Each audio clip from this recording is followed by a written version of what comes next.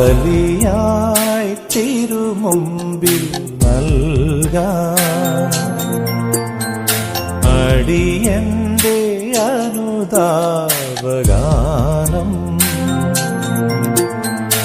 അവിടുത്തെ അനുഗ്രഹം അതുമാത്രം അനശ്വരം ഇടയന്റെ വഴി തേടി പാടും ഇടറുന്ന ഹൃദയാദ്രഗാനം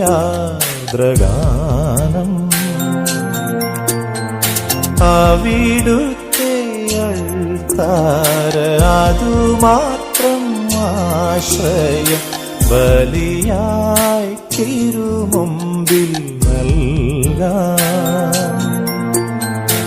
അടിയന്റെ ദൈവത്തിൻ്റെ അതിപരിശുദ്ധ നാമം വാഴ്ത്തപ്പെടുമാറാകട്ടെ. ഈ നല്ല പ്രഭാതത്തിനായി ദൈവത്തിന് സ്തോത്രം പറയുന്നു. ഇന്ന് നോമ്പിൻ്റെ 22-ാം ദിനം. മനുഷ്യബന്ധങ്ങളുടെ പ്രാധാന്യം പഠിപ്പിക്കുന്നതായ ഭാഗമാണ് മത്തായി എഴുതിയ സുവിശേഷം 5-ാം അധ്യായം 21 മുതൽ 26 വരെയുള്ള വാക്യങ്ങൾ. ദൈവം പൂർവികന്മാർക്ക് നൽകിയ കൽപ്പന കൊല ചെയ്യരുത് എന്നതായിരുന്നു. എന്നാൽ പാപം പ്രവൃത്തി മാത്രമല്ല, ചിന്തയും പാപമാണ് എന്ന് യേശു നമ്മെ പഠിപ്പിക്കുന്നുണ്ട്. പാപം ബാഹ്യ പ്രകടനത്തിൽ മാത്രമല്ല, ഹൃദയത്തിലും നടക്കുന്നു എന്നും ഇന്ദ്രിയങ്ങളെ അറിയാവുന്ന ദൈവമാണ് എന്നുള്ള സൂചനയും ഈ ഭാഗത്ത് നൽകുന്നുണ്ട്. ഇന്ന് അനുരഞ്ജനത്തിൻ്റെ ദിനം.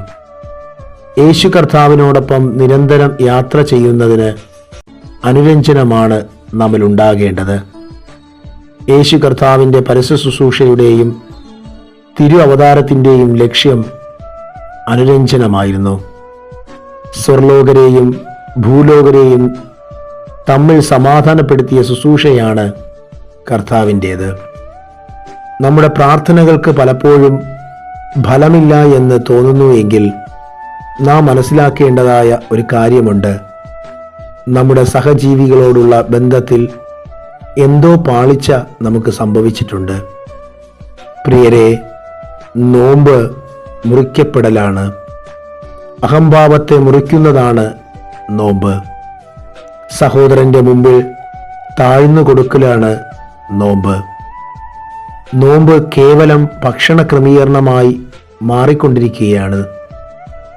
നോമ്പിൻ്റെ മുന്നോടിയായി അനുരഞ്ജനത്തിൻ്റെ ശുശ്രൂഷ സഭയായി ക്രമീകരിച്ചിരിക്കുന്നിടത്തോളം ഈ നാളുകൾ അത് അർത്ഥവത്താവട്ടെ. മനുഷ്യബന്ധങ്ങളിലെ വിള്ളലുകൾ അടച്ചതിന് ശേഷം മാത്രമേ നമുക്ക് നോമ്പിലേക്ക് പ്രവേശിപ്പാൻ പാടുള്ളൂ. യെശയ്യാ പ്രവാചകന്റെ പുസ്തകം 58-ാം അധ്യായത്തിൽ വളരെ വ്യക്തമായി നമ്മെ പഠിപ്പിക്കുന്നുണ്ട്. യഥാർത്ഥ നോമ്പ് അന്യന്റെ പ്രയാസങ്ങളിൽ നിന്ന് അവനെ മോചിപ്പിക്കലാണ്. അനുരഞ്ജനത്തിൻ്റെ പ്രായോഗികത ക്രൈസ്തവ സാഹോദര്യത്തിലാണ് നാം അനുഭവമാക്കുന്നത്.